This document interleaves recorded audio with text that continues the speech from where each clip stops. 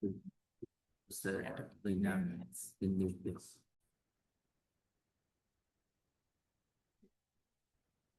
figure out how to turn this thing on.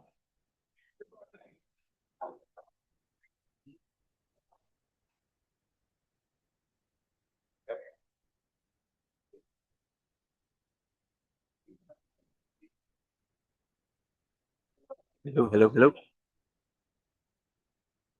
Hello, hello, hello, hello. There, now try. Hello, hello. Hello, hello. You know, it's the first sign of madness speaking to yourself saying hello, hello, hello, right? Zoom, we are working on the mic for inside of Tobacco Road. So my apologies. That's right.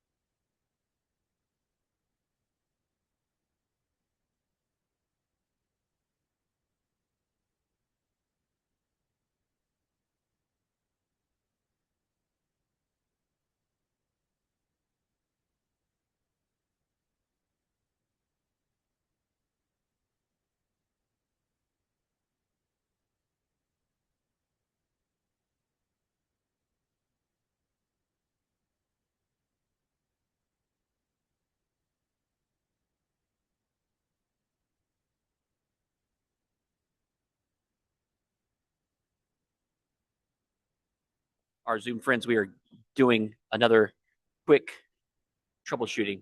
Be with you guys in just a second.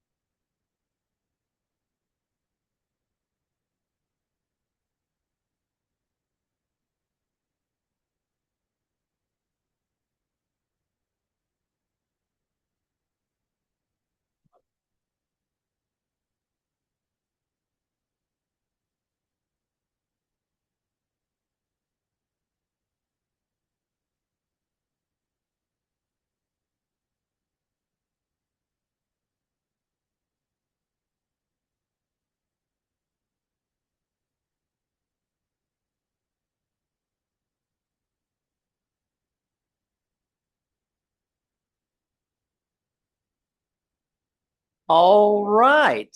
There we go. Sorry, we were having technical, as you saw, we had a little bit of technical difficulty with our microphone, but welcome everybody to another wonderful Rotary Club of Raleigh meeting today. Thank you so much for all being here. A quick note before we jump in, if you have not done so already, please scan the QR code. If you parked in the parking garage behind Tobacco Road, we want to make sure that you don't get any kind of invoice for today's meeting. Real quick, last week was our first meeting of the year, and I talked about, what were you looking forward to in 2026? What went well in 2025? Things like that. How many in here actually did like a New Year's resolution? Those are, okay. We have one person with the resolution. Have you failed on the resolution so far? No? Well, good for you, brother. There we go. Well, one of the things I want to talk about today is, instead of setting up resolutions that inevitably within the first couple of months fall to the wayside, something that myself and my wife are doing this year are talking about what kind of habits we want to establish, small things that we can do every single day to improve and become better. So I have a couple of fun facts about habits I want to start our meeting off with today. So the 21-day myth and the reality. People often say it takes 21 days to form a habit, but in reality, it can take anywhere from about 18 to 200 days. It all depends upon the complexity of the habit that you're trying to create, as well as the person involved. Does anybody in here know anything about neuroplasticity? All right, that's something that's become more and more popular and talked about. In essence, rewiring your brain through different habits and things like that. Our brains are incredibly adaptable. Every time you repeat a behavior, you're literally rewiring your brain. So yes, neuroplasticity, doing something repeatedly changes the wiring of your brain and makes things easier. Small habits, big results. Tiny habits can lead to big changes. For example, flossing just one tooth often leads to a full floss, because while you're in there, why not go ahead and get knocked out the rest of your teeth? Environment shapes your habit. So we often think we need more willpower, but actually changing your environment can make a habit almost automatic. If you want to read more, for instance, put a book on your pillow before you go to bed. If you want to serve in your community more, show up to Rotary, things like that. Community reinforce the habit. So doing things in a group makes things a little bit easier and makes the impact stronger. When others expect you to show up, you're more likely to keep that habit going. So I just say that as a challenge to every single one of you in this room. As we look at 2026 and 2027 for our Rotary years, what can we do to create new habits in our lives that impact our community for good and make us stronger Rotarians? So with that, I'll move over to John Cates for our invocation and pledge. Thank you, President Harrison. If you would stand for the invocation.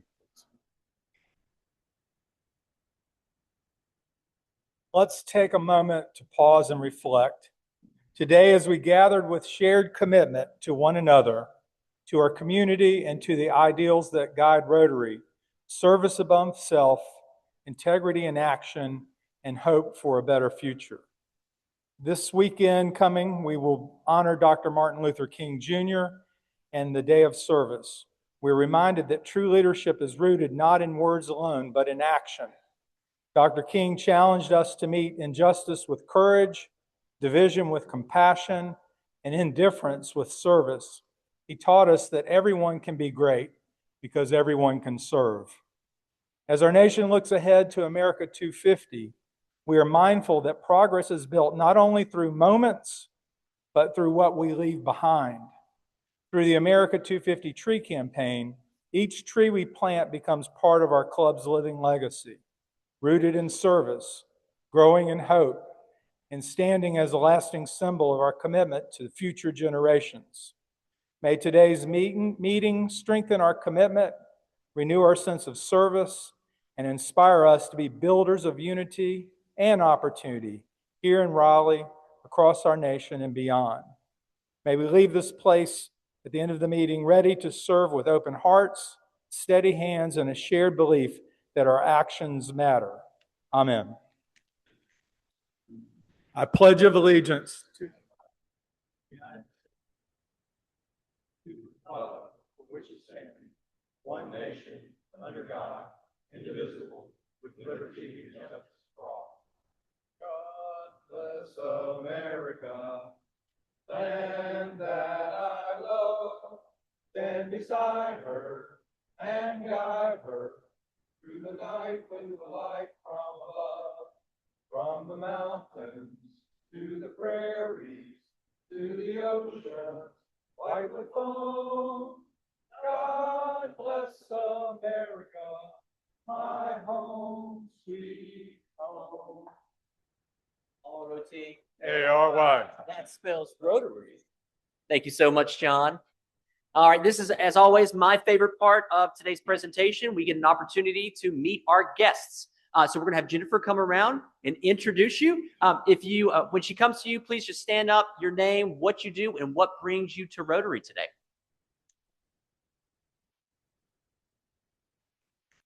All right, so right here, I have the pleasure of meeting Azucena. She's here from Argentina, so I'll let her say a few words. Happy to be here with you.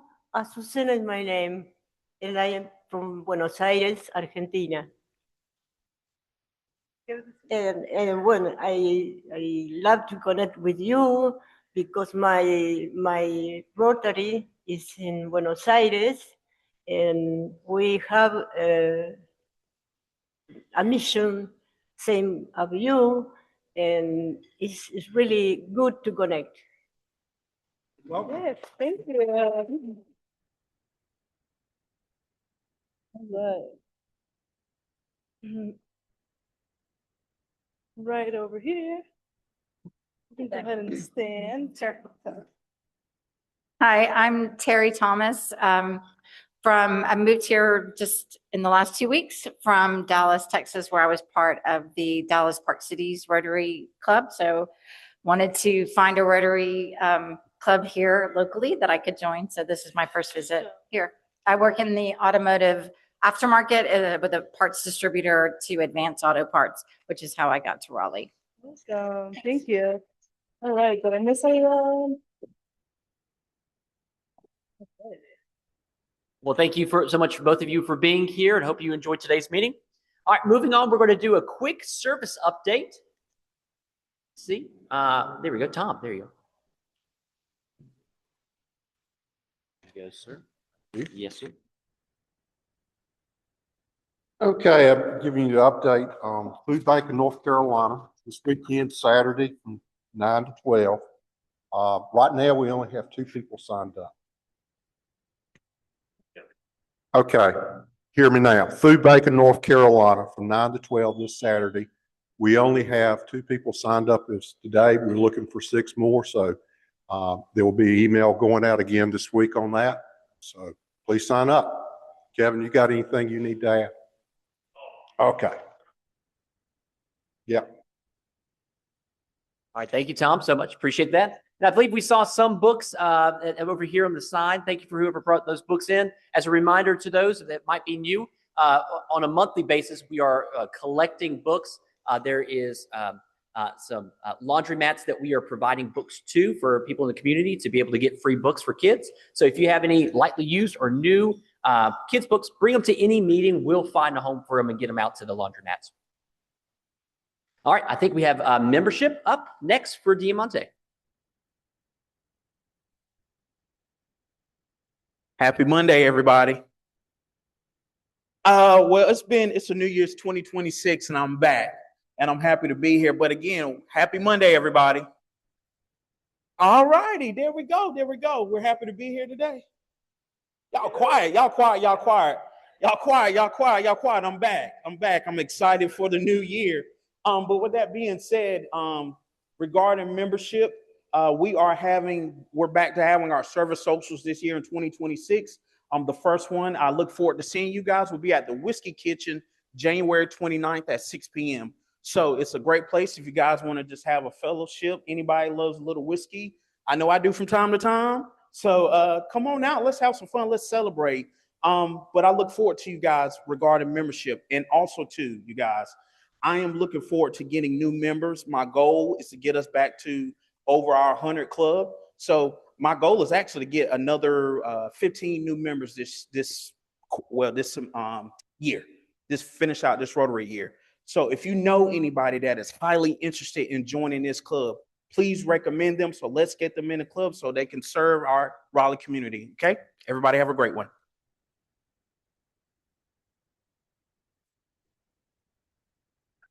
Thank you, Devontae. And we got some pictures up here of our new member breakfast that we just had this past week. We had a total of 27 people. If you were at the new member breakfast, just raise your hand real quick. It was fantastic. We had our new members. They were able to take a couple minutes, talk about who they are, what they do professionally, what they like to do outside of work and outside of Rotary.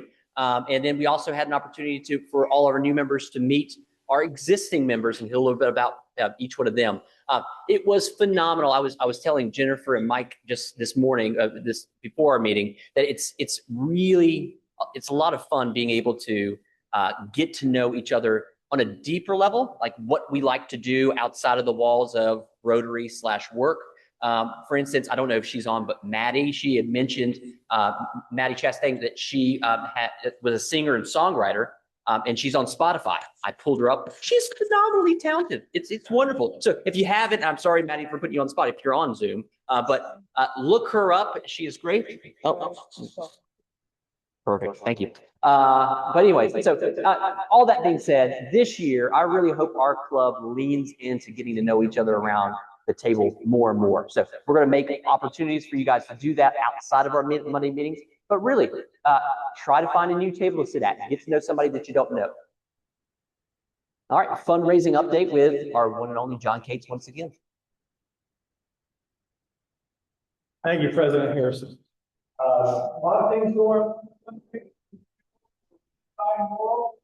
And I would like Bob, Mike Brennan to come up. They are champion and runner-up for fantasy football. All right. Good job, Bob. Congratulations, Bob. Congratulations, Mike. Mike. He was amazing. This guy made some very strategic trades, used his intellect, his library, and lots of all in the first place. Congratulations. Congratulations. Thank you. Would you like to say a few words about? No, an attorney never passed up anything. Baseball. I'll volunteer. Awesome. Another opportunity. There we go. Okay. Okay, we're putting a big push on for the $250 steak dinner that is available on the gift card on Oak City Steakhouse. Really simple. We sold probably 12 tickets so far, so we brought in $600. That's great. We'd like to sell a lot more. Linda has a piece of paper and a pencil if you want to get a raffle ticket to get a chance to win and support the tree campaign at the same time. See Linda anytime during or after the meeting. She'll just make it real simple. And we went over the $60,000 mark. They got you.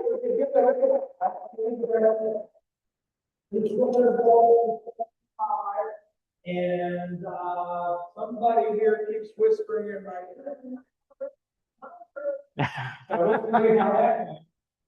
But we're having a meeting tomorrow at the NC State University Club, and the team captains will be there. The fundraising committee was invited.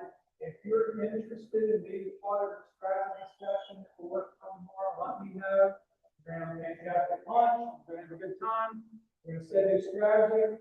We're going to make a second half push to keep going. So that's what's up. Okay. All right, perfect. Oh, do you want to do raffle? Oh, we'll do raffle in just a minute. One. Okay, sorry. Well, perfect. Thank you so much. Happy birthdays and anniversaries. We don't have any anniversaries this week, but anniversaries to Heart and Home on the 14th, and Bob Hunter on the 14th as well. Happy birthday. And again, no anniversaries. Our upcoming meetings, we are trying our darndest to make sure that our meetings going into this year are impactful with community leaders and people in our community that are making a big difference. So the 14th, we have a board meeting this Wednesday. For those who have red badges, we put this up here. One of your check marks to get to your blue badge is to be a part of our board meeting. We have it in person at the North State Bank office, my office off of Blue Ridge, but we do have Zoom opportunity as well that Linda can send you. On the 17th is our MLK Day of Service project and the NC Food Bank. So that's on the Saturday before our regular meeting on Monday, which we will not be having a meeting due to MLK. So instead of a meeting on the Saturday the 17th, we are doing our service project, which we heard about. And again, service above self, to Kevin's point. Let's make sure that we have plenty of volunteers out there. The 26th, we have Mary Elizabeth Bennett. She's the CEO of Make-A-Wish North Carolina. She'll be coming in to talk about the great work that they're doing. And then on the 2nd of February, we have Adrienne Cole. She's the CEO of the Raleigh Chamber of Commerce, phenomenal leader, and she's going to be talking about some of the great things that are happening here in the city of Raleigh. With that, now we will go back over to raffle. John, back to you, brother. Yeah, I'm so excited about the raffle today, and the reason is it gets more exciting every week. And the last raffle we had got scaled. So this week it costs $200. And the good news is we collected $210 today. So if there's no winner today, next week's pot will be $270. Meantime, the club's making money. Hey. So all that, what we do is we first have someone draw a ticket. Would you be happy to draw a ticket for us?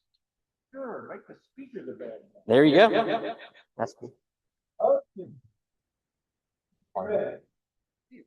Winning number is 1-0-8-0-1-4-4. Very well. Hey, hey.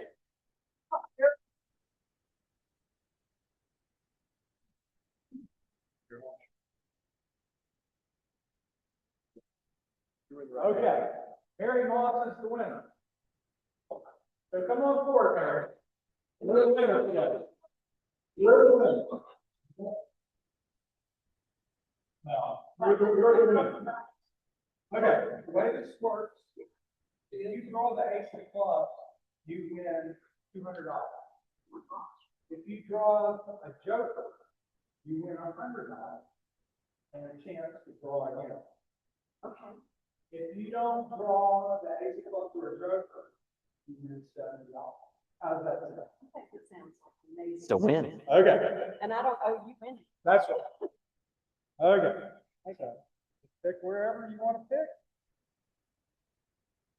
7 of clubs. We do not have a winner, but you still get $70. How does that sound? Awesome. There we go.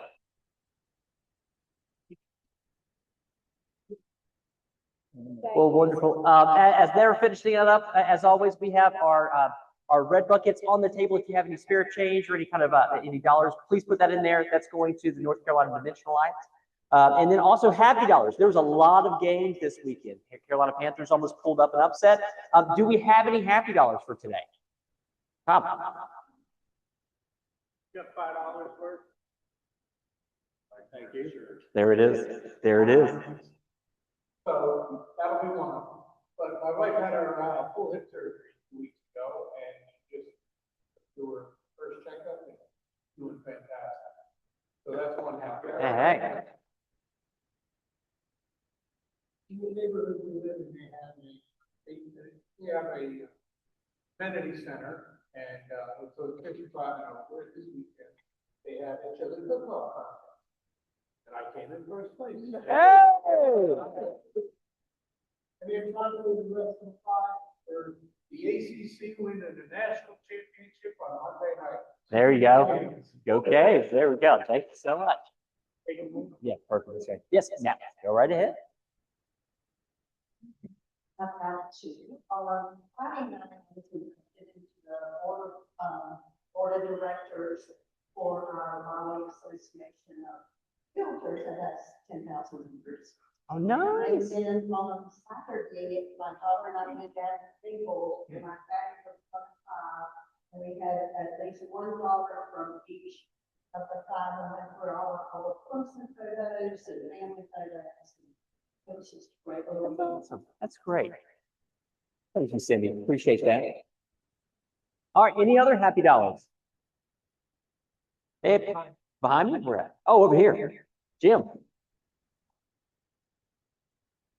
Well, my happy dollars are, I've got $5 here. There we go. My daughter Rush is married on 29, and my daughter Grace is engaged, got engaged to be married.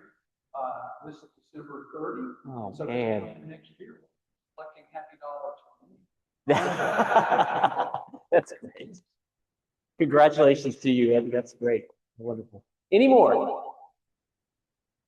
All right. Well, perfect. Thank you so much for everybody. All right. Now going to our feature presentation. We are extremely excited today to have Roy Lindsey. He is the CEO of the North Carolina Pork Council. Today his presentation is titled Bringing Home the Bacon. First time I met with Roy Lee, some of the facts that he was telling me about the pork industry. As a native North Carolinian, I just thought we were the center of the world when it came to pork. We're extremely important what's happening in the overall, but he'll provide you with some interesting facts today. So Roy Lindsey is the CEO of the North Carolina Pork Council. Roy Lee joined NC Pork in January of 2021 after serving as the executive director of the Oklahoma Pork Council for 22 years. Roy Lee grew up in rural western Oklahoma, working on the family farm and in his father's farm equipment dealership. He is a graduate of Oklahoma State University with degrees in agricultural communications and agricultural education. Roy Lee is responsible for day-to-day management of NC Pork Council with special focus on strategic planning, public policy, and public advocacy. When he's not working, Roy Lee enjoys golf, cooking for friends and family. His wife is a criminal defense attorney in the public defender's office in Chatham County, and his daughter is attending school in Oklahoma State. Roy, thank you so much for being here today, and we'll turn it over to you.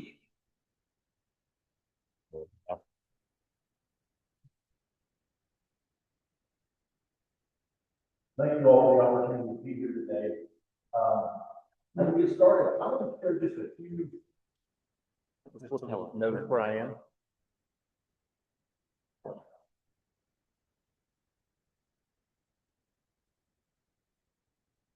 I'm going to share just a few thoughts with you about the pork industry here in the state of North Carolina. Then I want to answer your questions. So there are two things I know about good presentations. One is the speaker that brings the best swag is always the best speaker.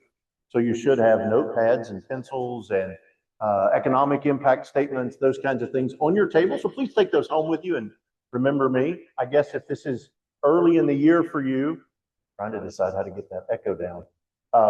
This is early in the year for you. So I got a relatively low bar to get over to be the best speaker so far this year. So I'm really excited about that. As we mentioned in the introduction, I came to North Carolina 5 years ago, and I was drawn to North Carolina by the opportunity with the North Carolina Pork Council. As I mentioned, I had been with the Oklahoma Pork Council for 22 years and thought I knew and understood the challenges and the issues around the pork industry. And North Carolina presented a unique opportunity to come to a state that had some resources to invest, obviously had some ongoing challenges, some things we needed to address, but was really seen as a leader across the country in terms of pork industry. Not just because we were at the time the second largest in the country, today we're the third largest hog producer in the country, but because of the leadership that the people of North Carolina had provided nationally for our association. And I can count, not on one hand, it would take two, to just count the number of folks that have been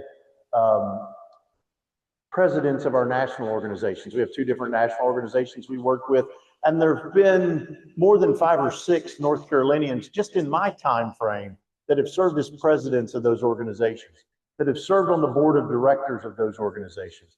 And so this industry is truly, North Carolina is truly a national leader when it comes to the pork industry. And so if you've worked for 22 years in the industry, you get an opportunity to move up, if you will, kind of step from maybe it was AA ball or maybe it was almost AAA, but now you get to go to the major leagues. And that was an opportunity that was just too good to pass up. And so I loaded up my family and we moved from Oklahoma City to Raleigh, and we live in Apex and have been here now for right at 5 years. As we start the conversation a little bit today, share with you something. One of the things that I found to be really unique when I got to North Carolina is, if I ask you about barbecue, what would you think of? Well, immediately you think of whole hog barbecue, use its pork, right? Well, in Oklahoma, barbecue's not necessarily, they don't necessarily think of it as pork. Well, here I don't have to say pork barbecue, or I want pork with my barbecue. I just say barbecue and everybody knows it's pork. That's cultural. And I think that's really unique to North Carolina. And it's something that I've come to embrace. And so one of the neat things we do at the North Carolina Council is we sponsor the Whole Hog Barbecue Series and sanction contests all across the state of North Carolina. We've been doing that for 40 years, started in the 80s.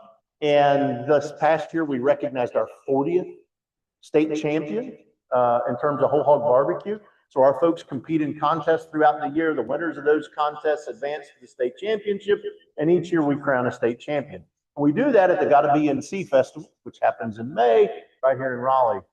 But all of those contests that are held locally support local organizations and local communities. We're really proud of that. So in 2019, we started tracking what's the impact of those contests on local communities. And I wanted to share that with you because I think it's very telling. Since 2019, and remember we had COVID in the middle, so we didn't do anything really in 20. But since 2019, we've held contests with more than 2,200 separate cooks participating. And I mean, it may be one guy that participated in several contests, but more than 2,200 cooks participating in contests. We've had more than 500,000 people attend those events across the state of North Carolina. And we've raised more than $1.5 million to support local communities. Some of them are Rotary clubs, some of them are other philanthropic organizations, some of them support community organizations. The 4-H club in Kinston, they support the 4-H club and the Master Gardeners and other things across the country. Contest in Kinston, which is the first weekend of May. If you're looking for something fun to go do, go to Kinston the first weekend of May.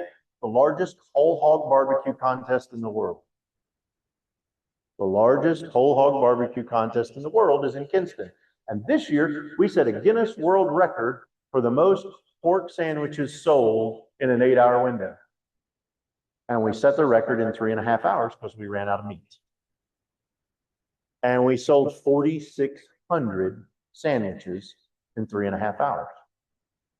And all that was cooked starting on Friday evening into Saturday morning. And at 10 o'clock Saturday morning, when they started selling sandwiches, we were sold out by 1:30. Barbecue is the culture of North Carolina, and this state embraces that. One of the first books I got when I got here was about barbecue, and it was about the politics behind barbecue and how barbecue was always part of politics.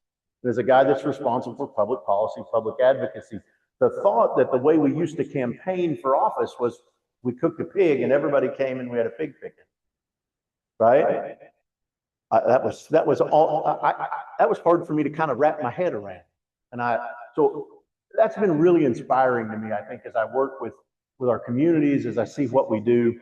I'll tell you just a little bit about North Carolina pork and why it's important to us, I think, here in North Carolina. One is we're almost an $11 billion industry in this state. Agriculture, as many of you know, is the largest industry in the state of North Carolina, more than $110 billion economic impact. 11 billion of that is the pork industry. We're the second largest ag commodity in the state, behind only the poultry industry. 42,000 plus jobs in the pork industry. Most all of those, not all, but most all of those are in rural North Carolina. And so when you think about the parts of this state that need growth, rural North Carolina would be it. And our industry is out there providing jobs, providing opportunity, providing tax base that supports our local schools, those kinds of things that are critically important across this state. We are third nationally in terms of total hogs and pigs, just about 8 million pigs in this state at any given time. We rank behind Iowa and Minnesota. For decades, we were the second largest. We've always been behind Iowa, and we will never catch Iowa. Iowa's going to produce 27 to 30 million hogs a year. We're going to produce about 12. So we're never going to catch Iowa in that regard. Minnesota doesn't produce as many baby pigs as North Carolina does, but more people ship baby pigs into Minnesota and feed them out to market weight because there's more grain and there's more processing. North Carolina is home to the world's largest pork processing plant. The plant at Tar Heel, North Carolina is the largest in the world. There is nothing close. There's not another plant in the United States that is remotely close to the plant at Tar Heel. Plant at Wilson is the largest bacon facility in the world. So if you like bacon, odds are pretty good if you're buying it around here that it's coming out of the plant in Wilson. Tremendous impact those things have on our state and on our economy.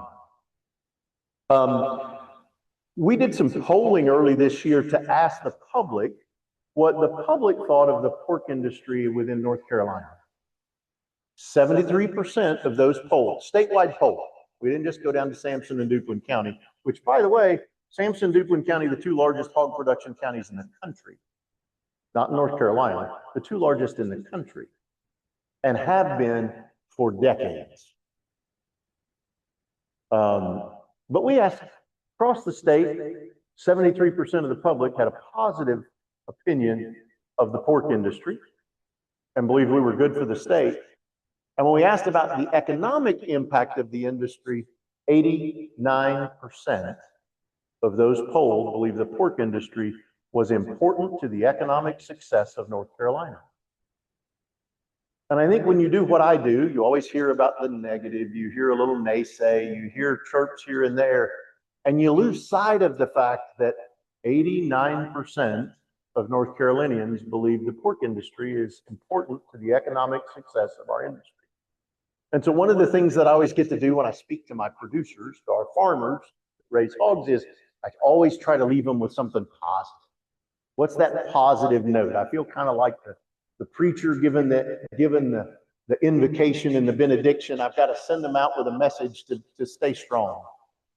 And I start with this. Folks love what we do. They love what our farmers do every day. Because how many of you like bacon, right? Bacon makes everything better. They call it the duct tape of the kitchen for a reason. And at times we get consumed with what all the other pieces are. And these are the things I can tell you our farmers think about every day. When they start their day, these are the things they think about. One, they want to leave their farm, they want to leave their world, they want to leave their little space around them just a little bit better today than it was yesterday. And so continuous improvement is how farmers, we think about it and we talk about it on our farm as efficiency. We want to be efficient. We want to utilize our resources the best way we can as a way to minimize cost, as a way to minimize impact on our environment, as a way to minimize impact on our neighbor. But if we can be just a little bit better today than we were yesterday, then we're being successful. And I think if you think about your business, you think about it the same way. How do I be a little bit better today than I was yesterday? And so our farmers are just like you. They want to put safe food on your table the same as they're putting it on theirs. They want safe drinking water for their family and your family. They care about their environment. They care about their animals. And that's how they start every day. That's what they do every single day. And while they might take part of a day off on Christmas, the simple fact is that sows were still having baby pigs on Christmas, and somebody needed to check on them and tend to them. Somebody had to make sure the waters were full, the feeders were full on farms all across the state of North Carolina. And so while they took a few minutes to say grace with their family and have a meal and share the holiday, somebody still went to the barns every day during the holiday break. When many of us took off, I took a week and went back to Oklahoma to see my mom. But somebody was in those barns every single day, making sure that what our pledge to ourselves to do things the right way was still happening.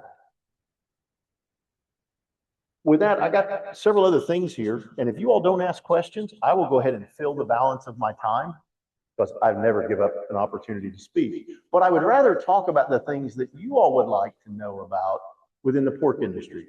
So with that, I'm going to ask for questions. And again, if you don't have any, I still have plenty of stuff that I can fill the time with. So yes, sir.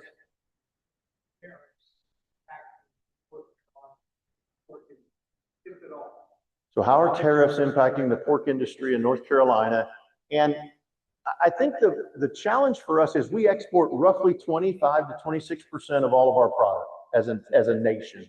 We export 25, 26% of pork around the globe.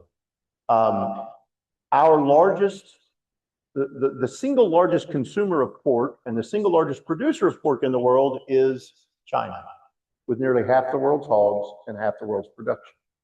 And we're selling virtually nothing to China right now. Okay. Mexico is our largest market by volume and value. Japan is another large market, especially by value. Canada is a top 5 market for us by volume and value. And so when you hear folks talk today about it's time to review and the US-Mexico-Canada trade agreement, USMCA, that's a trade agreement that is critical to the pork industry in the United States, critical to us in North Carolina as we ship product. Because many of these countries, Canada and Japan, eat the same kinds of cuts that we do, but South Korea, what China does take, Mexico, they take products that we don't normally consume. Mexico's the number one, they're the number 1 market we have for fresh hams. So an uncured ham, they take that whole ham and then they break that down into different muscle cuts and make different product out of it. And they can do that because they have more labor that's available to do so. And we don't have the labor to break it down that way. So we don't have that opportunity that they have there. So typically they take product that we don't consume and that adds value. Exports are adding about $60 a head to the value of a market hog. We're going to produce roughly 12 million market hogs in North Carolina this year. So you do the math on $60 a head at 12 million hogs. $720 million roughly, the value of exports to North Carolina hog farmers. Tariffs have an impact because they limit where we can go, what we can do. I think probably the biggest challenge has been, what are they and what are they going to be? And we're like everybody else. Our farmers want consistency. They want to know what the rules of the game are. They want to know where we're going. And I think that's probably been the biggest challenge for us is, where are we going to be tomorrow? But we're still exporting product and it's been a good year. December was a very good month in terms of exports for us.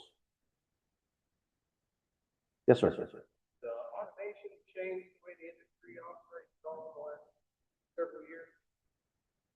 Has automation changed the way the industry works? Yes and no. So it's a great question. We're like most others that are in a labor-intensive business. We are struggling to find a workforce. Where do we find team members to be, whether they're working in the farm or they're working in processing, whatever that may look like. And there are certain things that we can do with automation, but there are also certain things that you simply cannot. We have no way to automate the guy on the farm who is working with that sow if she's struggling to have piglets. Somebody's got to be there to check on her, to see and help her if she needs it, right? We've automated feed delivery within our farms. That makes sense. Most of our farms today use an automatic feeder. It's got a pipe that runs overhead and it drops down and feed drops every day, same time every day, 2-3 times a day, whatever it may be, but it keeps those feeders full and we go through and check them, but I don't have to carry feed with a bucket like we used to, right? We use way more automation in terms of record keeping. We're using more automation in terms of how we manage nutrients on the farm. Our planning for feed delivery, we can't automate the delivery, right? We still got to have a truck driver who hauls the feed out there. But a lot of the preparation of the feed, a lot of the planning, the organization, we can now automate and use technology to help us do. We can control the environment in our barns, the temperatures, the movement of air through automation, and computer control does a lot of that. So yes, we are constantly looking for automation, but there are some jobs that we just can't replace people with machines. There are some jobs within the processing plant that we can't replace people with machines. And so while we will look to that as we can, as a way to help us deal with our challenges in terms of identifying a workforce, at times there just aren't replacements for people. And so if you know young people that are interested in agriculture, that want a good living, especially in rural North Carolina, send them to see me, because we've got all kinds of opportunities in everything from accounting to Q for quality control and quality assurance. We do research on farms. We've got folks that specialize in nutrition. We've got folks that specialize in animal care. We've got folks that specialize in the environment and how we do land application of our nutrients after the pigs are done on the farm. The variety of opportunities that exist within our industry are endless. Yes, sir.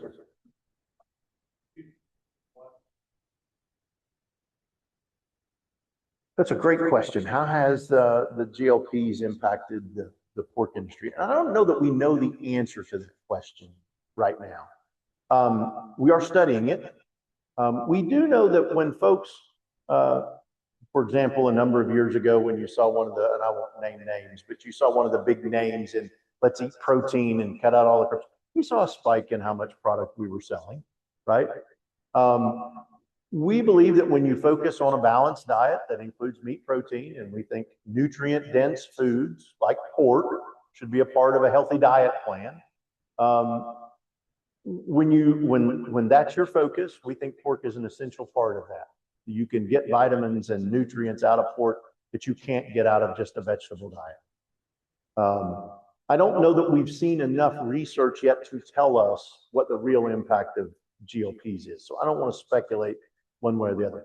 One of the things I know is that a lot of the folks I've talked to with GLPs are, I just don't eat as much. So I may eat more protein, but I eat less overall. But that's anecdotal. That is not scientific in any way, shape, or form. Yes, sir. You mentioned that not many experts were in China, but that rang a bell that I recall several years ago. Chinese business or interest bought a large export company, Smithfield. So how did that impact for production or export? So Smithfield is owned by the WH Group, which is a publicly traded entity traded on the Hong Kong Stock Exchange, and now is Smithfield Foods is publicly traded on the New York Stock Exchange in the United States. They went public in January a year ago. In terms of hog production, it's had no bearing, no real influence whatsoever in this regard. The key decision maker, the CEO at Smithfield Foods, is a gentleman named Shane Smith. He's a graduate from East Carolina. I think it's East Carolina. He worked in the business here in North Carolina. The young man that is head of hog production for Smithfield Foods lives and works out of Warsaw, North Carolina. He lives in the same home he's lived in with his wife and kids for the last 30 years. And he's worked in this business in North Carolina. He actually came up through the environmental side, if you will. Most of his career has been spent on the environmental side of what we do. And now he's heading up hog production. The people that are working on the farms every day are the same people that have been working on the farms and owning the farms and raising pigs here for decades. So in terms of the impact on North Carolina, it's had no impact whatsoever in that regard. We would love to be selling pork to China. Again, pork is the most widely consumed meat protein in the world. And it is a huge component within Asian diets. So would we love to have unfettered access to the Chinese market to sell them pork? Sure we would, because they can't produce enough pork to feed their own people. They're buying pork all the time. We'd love to have access to that. But in terms of impact on how the company here in North Carolina and how they operate, had no real impact whatsoever. Yes, sir.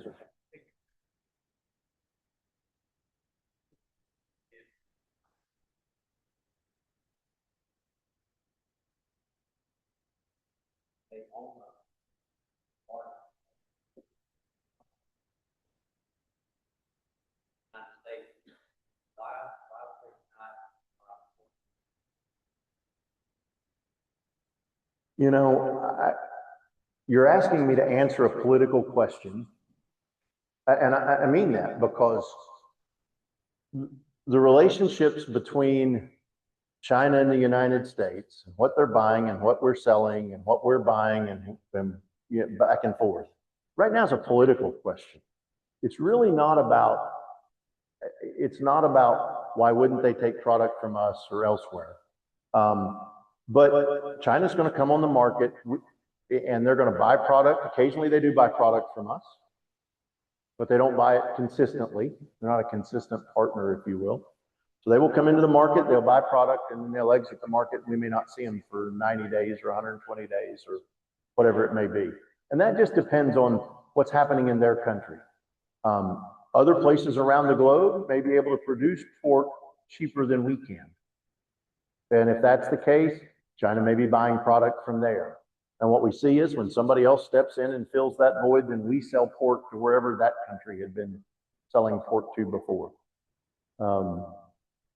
I can't explain why countries do the things countries do. And if I did, I probably wouldn't be in North Carolina. I might be in New York at the United Nations or in Brussels at the European Union or somewhere else. But I really can't explain to you how countries make those decisions and why they do things the way they do. Yes, sir.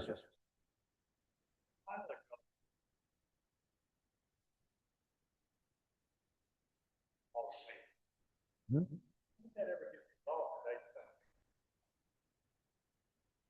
So I don't know that resolved is the right word, because we would contend that we were doing things the right way to start with, and we've continued to do things the right way. And if you're not seeing the stories in the newspaper, and you're not seeing challenges from the state saying we're causing problems, because by the way, every hog farm in the state has an annual inspection by DEQ. An inspector from DEQ visits every single farm every year to make sure that what we're doing right. They look at our records. We keep records of rainfall. We keep records of the nutrients in our lagoons.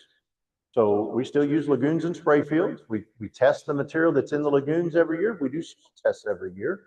And we look at what crops we're growing, and we have to land, and we can only land apply nutrients.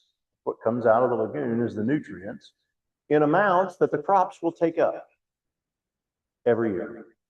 There were some, there's more than roughly 2,000 permitted facilities in North Carolina, permitted by the state. Over the last 5 years, there's been more than 11,000 inspections done by DEQ across this state. We tell you, we think that means we're doing a nice job of managing our resources and protecting the resources around us as well. We think that's very indicative of what that is. Yes, sir.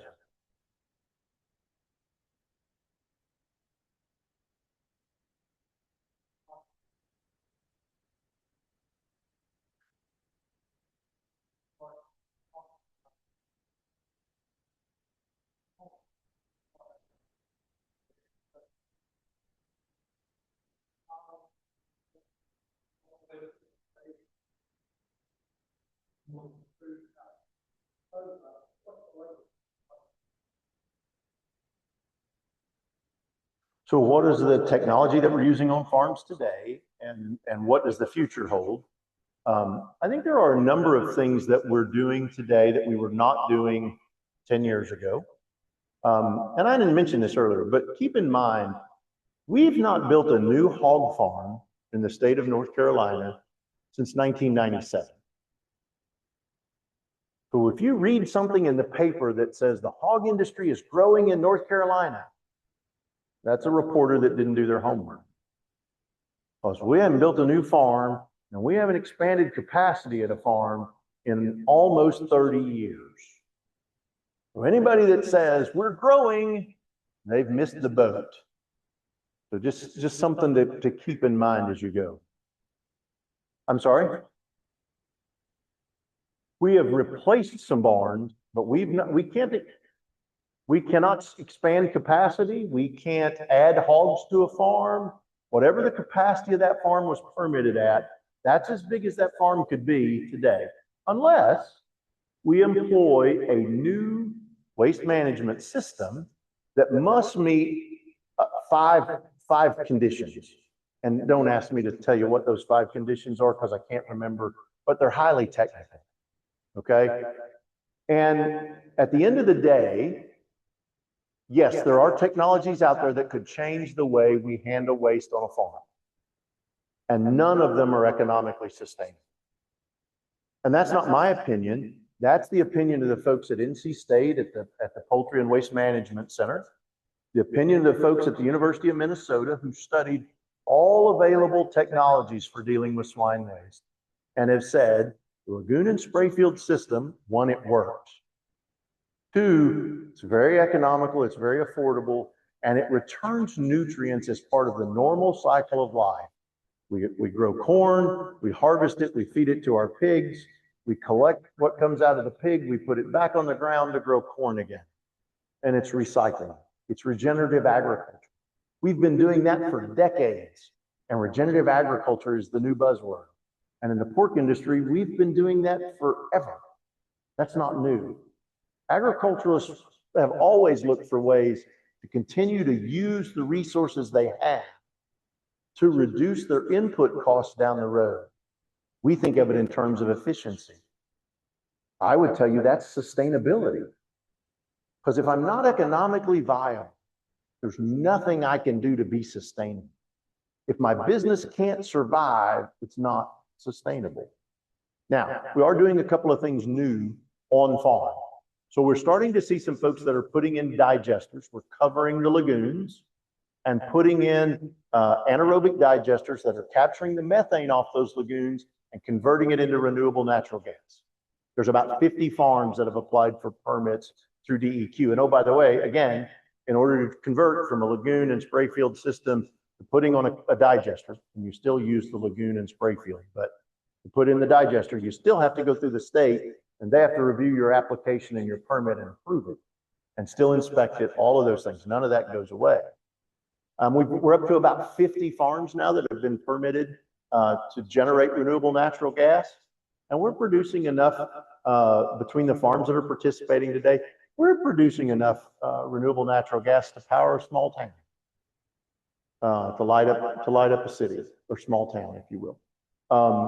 And we think those have great opportunity for us down the road because it gives the farmer, the farm owner, another revenue source, right? He can sell the methane, he can sell the gas. You've got renewable natural gas coming off of that. He's got an income stream. And someone once told me that capturing methane in that way and turning it into gas, and it's the same gas that you burn in your home, that wasn't renewable. And my answer to that was, well, as long as people are eating barbecue and bacon, it's pretty renewable, right? It's not going away anytime soon. So I'll take one more question because we're running out of time. Yes, sir. Are there any pork festivals in the state? Okay. Okay. Most of the festivals that I'm aware of around that are around pork or around barbecue, right? So you've got the I mean, clearly, if you go to wholehogbarbecue.com, I think it's wholehogbarbecue.com. You can find us. If you search for Whole Hog Barbecue North Carolina, you'll find our website and you can see where all the contests are across the state and when they happen, and they happen in small towns all over the state. Did you know we have a North Carolina Barbecue Hall of Fame? Which is really pretty neat deal too when you think about the businesses and the folks that have been recognized there. I'm not aware of I'm not aware of the Festival of the Pig, if you will. I wish there were more of them. Maybe that's an idea I need to get kicked around somewhere. But most of the stuff I know of revolves around barbecue. So thank you all very much for your time and your questions. Well, thank you so much for, Yes, sir. for being here, for opening up a lot of our eyes to a lot of the facts we didn't know, but also talking about how sport really is, I mean, just a part of our identity and culture of North Carolina. Let me share one more thing. Yeah, please. Share one more thing with you. If you want to follow us on social media, we're at NC Port. So you can find us on Facebook, you can find us on Instagram, you can find us on Twitter or X or whatever. Our website is ncpork.org. You want to know what's going on within the pork industry, those are all great resources, and I encourage you to look us up and find us somewhere. So thank you all very much. Well, as a gift from our club, we love to give this to every one of our speakers. We typically put it with coffee, but I mean, you could put just hot barbecue in here as well. So there you go. Thank you so much. Thank you. Appreciate it. All right, Terry, can you please stand with me and we're before we head on the things we think, say, and do. First, the truth. Second, farewell. Third, fourth, will be beneficial to all. You're adjourned. That was a really excellent presentation. Thank you. You are a very good speaker, and it's not often that we have that many questions, which indicates that you're connected with the audience. Thank you. Really good. Thank you very much.